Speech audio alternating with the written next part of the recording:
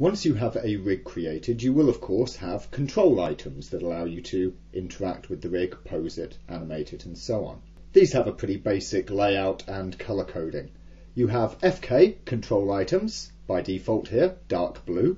You have top level FK items such as the main root, here control is red. The same on IK goals, the top part of the IK goal is also coloured bright red there.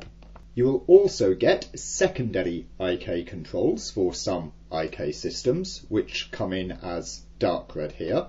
In the case of the leg here, that is the little additional ancillary foot controllers. And in the case of some IK parts, specifically legs and arms, you get an object called the IK actual, which is the actual goal item that the IK reaches for, but that is a child that is hooked into the main IK system itself. You also get handles that are available for various things, which are these little orange balls dotted around. And you may have intermediary roots within the rig itself, for instance a hips root item here, which is this small orange item there. Finally, for IK systems you have pole items which are light blue in colour there, and of course draw lines back to the chain which they control. You see this same basic layout on all of the rig types, so here for the all bones rig, again all of the controllers are bone or joint items, there are no nulls, but you can see that you have the same basic coloration, and you have the same going on here in a nulls deform rig, with the exception of course that all of the items have item shapes and are based on nulls. What you will also see on null deform rigs are these little purple boxes at the joint positions themselves. These are second level controllers that allow you to manipulate the joints on top of the main animation rig. This is most useful if you need to perform a little joint correction to just counter twist something, or if you want to offset it ever so slightly for correcting a silhouette in a given pose. What is also available on all rigs are offset controllers. By default, when creating a rig, these are invisible, but you can show them using the animation toolbox switches here, just by clicking on offsets, and that will show and hide all of your offset controllers. Offset controllers are useful as they effectively provide a single animation layer that can work on top of the FK system itself. On standard IK systems like legs and arms, the FK offsets become ineffectual, but they do have effects on other parts, as we'll see when we look at the appropriate parts. And of course on main items, such as a root item here, you have an offset control on the main IK top item itself there, the IKG item. That also has an offset which carries the entire IK system with it as well. Which controls are visible by default will depend upon the control method that is selected for a certain part. For instance here the arms are in FK, so we see all of their FK controls there.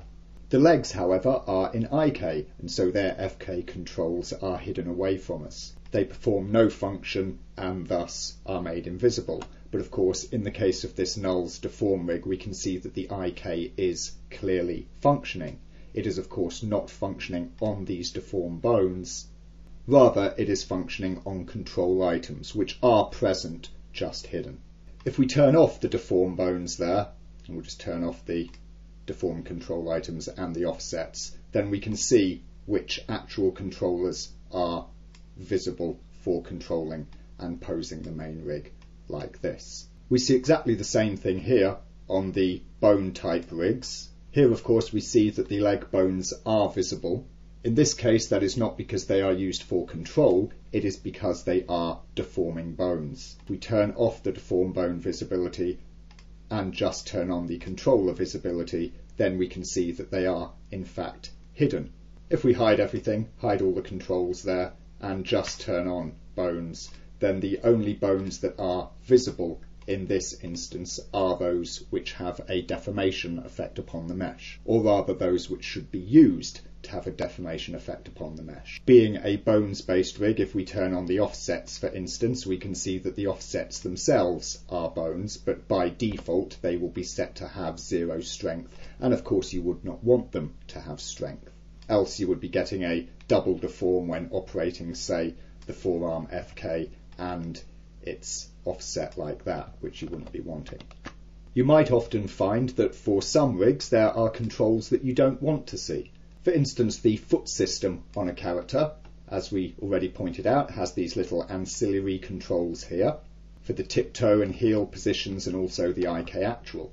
You might be satisfied for some simple animation uses just to be operating with the main foot goal there, and perhaps, let's say, the little reverse foot toggle that we can operate here. When you switch in and out of rig fit mode, or when you show and hide controls here on the animation toolbox, then these controls will come back to visibility by default, even if you hide them. As such, one good way to make them permanently hidden is just to select those controls whom you do not wish to see when operating your rig, and using the rigging toolbox, set their shape choice to none. They are still present, they can still be used, but they are no longer seen by default as their shape is taken away. If you're using an all bone style rig, then it is much like the bone and null style rig.